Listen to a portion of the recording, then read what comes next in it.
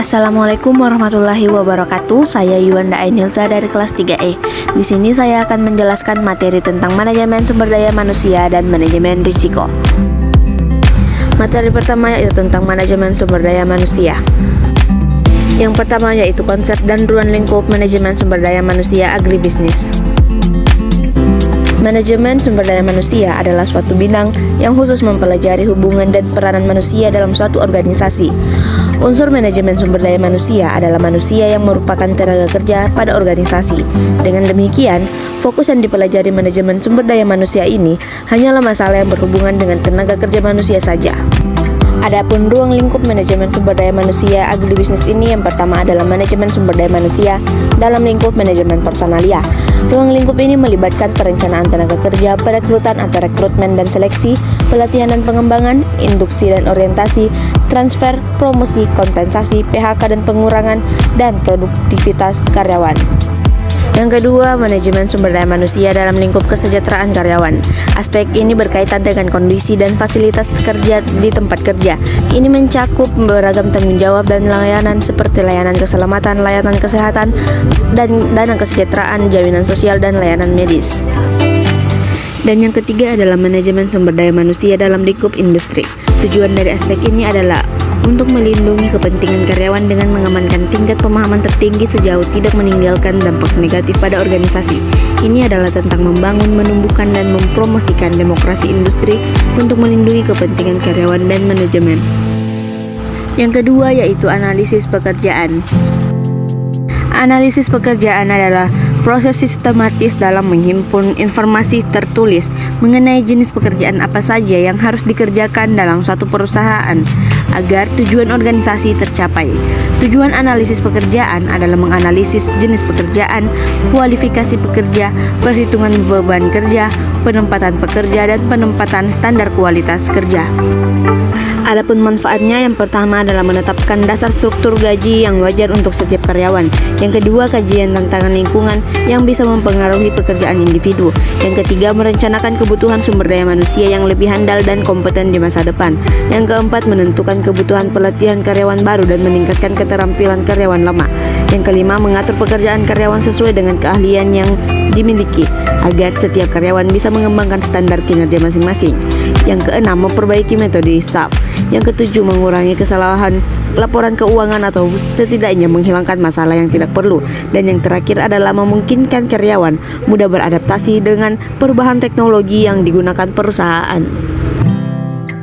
Adapun jenis-jenis dari analisis pekerjaan ini, yang pertama adalah model konvensional.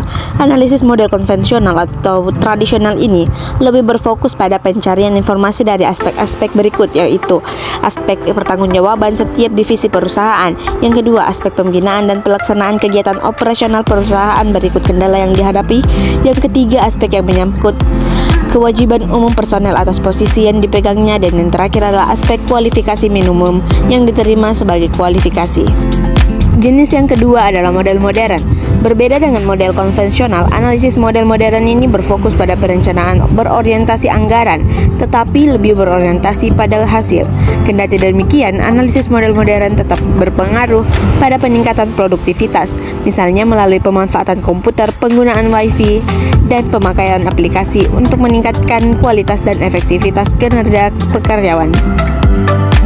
Materi yang ketiga yaitu perencanaan sumber daya manusia agribisnis.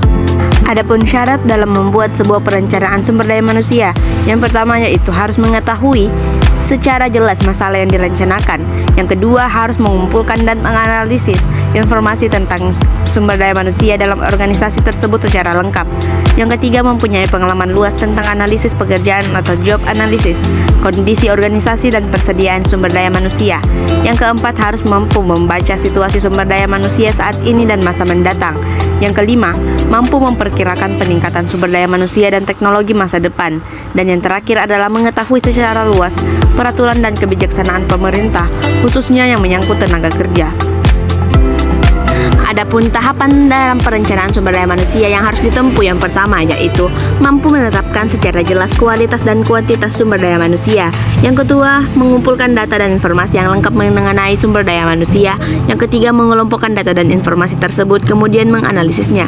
Yang keempat, menetapkan beberapa alternatif yang kira-kira sanggup ditempuh. Yang kelima, memilih alternatif terbaik dari berbagai alternatif yang ada. Dan yang terakhir adalah menginformasikan rencana terpilih kepada para karyawan agar direalisasikan. Yang keempat yaitu rekrutmen agribisnis. Rekrutmen adalah upaya perusahaan untuk mendapatkan tenaga kerja yang diperlukan sesuai dengan kualifikasi yang telah ditetapkan dalam perencanaan tenaga kerja. Perusahaan biasanya melakukan pada pelatihan orientasi kepada tenaga kerja yang baru agar mudah beradaptasi dengan suasana kerja barunya menurut Slade dan Saifullah 2010. Jadi, perekrutan dan pelatihan merupakan implementasi dari perencanaan sumber daya manusia karena perencanaan tersebut bertujuan untuk memperoleh tenaga kerja sesuai yang diinginkan. Perekrutan pegawai dapat dilakukan dengan beberapa macam. Yang pertama yaitu dengan mengiklankan lowongan melalui kolom iklan pada media cetak. Yang kedua yaitu dengan pemberitahuan lowongan melalui internet atau media jaringan sosial. Setelah didapatkan para calon, akan dilakukan seleksi terhadap calon pegawai. Yang kelima yaitu seleksi sumber daya manusia. Seleksi adalah usaha pertama yang dilakukan perusahaan untuk memperoleh karyawan yang kualifikasi dan kompeten yang akan menjabat serta mengerjakan semua pekerjaan pada perusahaan. Menurut Dalio dari 1981, seleksi adalah suatu proses ketika calon karyawan dibagi menjadi dua bagian, yaitu yang akan diterima atau yang ditolak. Menurut Melayu Hasibuan, seleksi adalah suatu kegiatan pemilihan dan penentuan pelamar yang akan diterima atau ditolak untuk menjadi karyawan perusahaan. Seleksi ini didasarkan kepada spesifikasi tertentu dari setiap perusahaan bersangkutan. Materi selanjutnya yaitu penempatan dan orientasi. Orientasi adalah upaya pelatihan dan pengembangan awal bagi para karyawan baru yang memberikan mereka informasi mengenai perusahaan, jabatan, dan kelompok kerja menurut Mondi 2008. Sedangkan menurut Goldthorpe 1968, orientasi adalah sebuah pekerjaan terhadap seorang individu berdasarkan harapannya yang diwujudkan dalam pekerjaannya. Sedangkan menurut Merle Lewis 1980, orientasi berarti penyediaan informasi dasar berkenaan dengan perusahaan bagi pegawai baru, yaitu informasi yang mereka perlukan untuk melaksanakan pekerjaan secara memuaskan. Informasi dasar ini mencakup fakta-fakta seperti jam kerja, cara perolehan kartu kerja, cara membayar gaji, dan orang-orang yang akan bekerja sama dengannya. Orientasi pada dasarnya merupakan salah satu komponen proses sosialisasi pegawai baru, yaitu suatu proses penanaman sikap, standar nilai, dan pola perilaku yang berlaku dalam perusahaan kepada pegawai baru. Yang ketujuh yaitu pemeliharaan dan pengembangan sumber daya manusia agribisnis. Fokus utama manajemen sumber daya manusia adalah memberikan kontribusi pada suksesnya organisasi. Kunci untuk meningkatkan kinerja organisasi adalah dengan memastikan aktivitas sumber daya manusia mendukung usaha organisasi yang terfokus pada produktivitas, kepelayanan, dan kualitas. Produktivitas diukur dari jumlah output per tenaga kerja. Peningkatan tanpa henti pada produktivitas telah menjadi kompetisi global.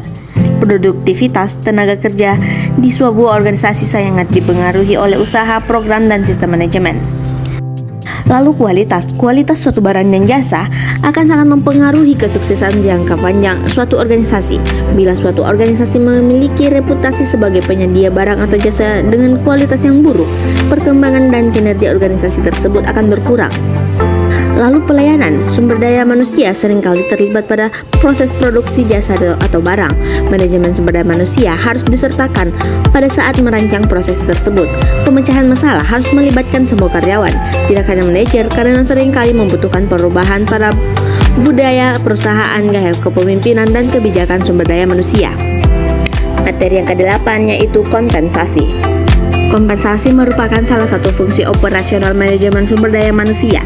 Kompensasi adalah fungsi perusahaan dalam memberikan balas jasa kepada karyawan atas apa yang telah diberikan kepada karyawan kepada perusahaan berupa hasil kerja yang baik. Kompensasi diberikan pada tenaga kerja yang melakukan kerja organisasi seperti pembayaran atau pay, insentif atau insentif, dan keuntungan atau benefits. Perusahaan harus mengembangkan dan selalu memperbaiki sistem upah dan gaji. Program insentif seperti pembagian keuntungan dan penghargaan atas produktivitas semakin banyak dilakukan. Peningkatan biaya pada keuntungan, contohnya pada keuntungan pemeliharaan kesehatan, sebagai selalu menjadi isu terpenting. Dan selanjutnya yaitu kasus dalam manajemen sumber daya manusia agribisnis. Contoh kasusnya yaitu hubungan kompensasi sumber daya manusia terhadap kinerja karyawan pada PT Sumber Daya Wahana atau SDW di Kecamatan Seram Utara, Kabupaten Maluku Tengah. Berdasarkan kompensasi sumber daya manusia pada kategori keterampilan, sikap, dan pengetahuan didominasi oleh responden berkategori rendah sebanyak 15 orang atau 50%, sehingga dikatakan kurang baik. Sedangkan distribusi responden berdasarkan kinerja karyawan untuk indikator kualitas kerja dan disiplin kerja pada PT SDW didominasi oleh responden yang berkategori sedang sebanyak 15 orang atau 50% dapat dikatakan cukup baik. Jadi tidak ada hubungan yang signifikan antara kompetensi dan kinerja karyawan pada PT SDW. Selanjutnya kita akan membahas tentang manajemen risiko. Yang pertama yaitu pengertian manajemen risiko.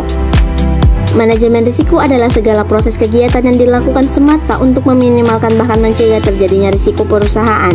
Di dalamnya ada kegiatan identifikasi perencanaan, strategi tindakan pengawasan dan evaluasi terhadap hal-hal negatif yang kemungkinan akan menimpa usaha. Bisa dibilang juga, manajemen ini adalah satu metode untuk mencegah perusahaan mengalami masalah seperti kolaps, kerugian besar, gulung tikar, dijauhi klien dan semacamnya. Tentu, strategi sistematis ini perlu dijalankan terutama untuk pebisnis pemula. Materi selanjutnya, manfaat dari manajemen risiko. Adapun manfaat dari manajemen risiko ini yaitu yang pertama adalah menjamin pencapaian tujuan. Yang kedua yaitu meminimalkan kemungkinan bangkrut, dan yang ketiga yaitu meningkatkan keuntungan perusahaan, dan yang terakhir yaitu memberikan keamanan pekerjaan. Selanjutnya yaitu pengertian risiko dan ketidakpastian. Risiko berhubungan dengan ketidakpastian. Hal ini terjadi karena kurangnya informasi mengenai yang akan terjadi. Sesuatu yang tidak pasti dapat berakibat menguntungkan atau merugikan, seperti diartikan oleh Reagan 2003 bahwa risiko ialah suatu kemungkinan yang menimbulkan atau mengesankan kerugian atau bahaya. Didefinisikan oleh Wiedemann dan Manduh 2009 bahwa risiko adalah ketidakpastian yang menimbulkan kemungkinan menguntungkan yang dikenal dengan istilah opportunity, sedangkan ketidakpastian yang menimbulkan akibat kerugian dikenal dengan istilah risiko atau risk. Selanjutnya yaitu langkah-langkah manajemen risiko. Adapun langkah yang harus ditempuh antara lain, yang pertama adalah identifikasi risiko perusahaan, di mana dalam identifikasi risiko perusahaan dapat menggunakan metode yang pertama kuesioner analisis risiko, yang kedua metode laporan keuangan, yang ketiga metode peta aliran, yang keempat metode inspeksi langsung di tempat, yang kelima pengadaan interaksi dengan pihak luar, dan yang keenam catatan statistik dari kerugian masa lalu, dan yang ketujuh adalah analisis lingkungan. Lalu langkah kedua adalah mengukur risiko. Dalam mengukur risiko dapat dilakukan dengan metode mengukur sensitivitas, yang kedua metode volatilitas, yang ketiga dengan risiko sisi bawah, dan langkah yang terakhir adalah pengendalian risiko. Materi selanjutnya itu sifat dan karakter pengambilan keputusan terhadap risiko. Pengambilan keputusan yang tepat harus didasari informasi yang memenuhi syarat, mutakhir atau up to date, dapat dipercaya atau reliable, keterwakilan atau representatif, dan menyeluruh atau komprehensif, tidak parsial. Pada dasarnya ada 3 sikap dasar dalam menghadapi risiko, yaitu berani mengambil risiko atau risk taker, kedua menghindari risiko atau risk avoider, dan yang ketiga cenderung memilih hasil yang memiliki ketidakpastian rendah dibanding hasil tertentu yang memiliki ketidakpastian lebih tinggi atau lebih besar. Setelah jenis risiko atau valuasinya ditemukan, perusahaan bisa membuat kebijakan atau mengambil tindakan sesuai jenis risiko tersebut. Beberapa keputusan yang bisa diambil dari proses manajemen risiko tersebut misalnya mengawasi, memindahkan, atau langsung menyelenyapkan sumber risiko. Materi selanjutnya yaitu alat-alat analisis risiko. Alat analisis risiko yang pertama yaitu Basic Risk Management Facilitation Method, yang kedua yaitu Failure Mode Effect Analysis, yang ketiga yaitu Failure Mode Effect and Criticality Analysis, yang keempat yaitu Fault Tree Analysis, dan yang terakhir adalah Hazard Analysis and Critical Control Point. Lalu materi yang terakhir yaitu jenis dan cara meminimalkan risiko agribisnis.